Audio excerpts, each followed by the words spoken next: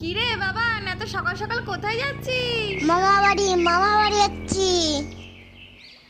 খাও বাবা খাও, বেশি কিছু করতে পারিনি। ও মিনু, জানা টেবিল ফ্যানটা নিয়ে আয়, তোর জামাইবাবুর গরম লাগছে যে। যাচ্ছি আগে জিজুর ফটোটা তুলে নিই, ফেসবুকে পোস্ট করতে হবে তো। বাবাকে বড় থালায় দিলে, আমাকে ছোট থালায় দিলে কেন? এই যা, ও মিনু, আমার দাদু ভাইরে তুই ছোট থালায় খেতে দিলি? ও ছোট বলেই ছোট থালায় দিয়েছি। বাবার মতো আমাকেও মাছ ভাজাটা বড় দাও। আগে ওটা খেয়ে শেষ কর, তারপরে বড় মাছ দেবো।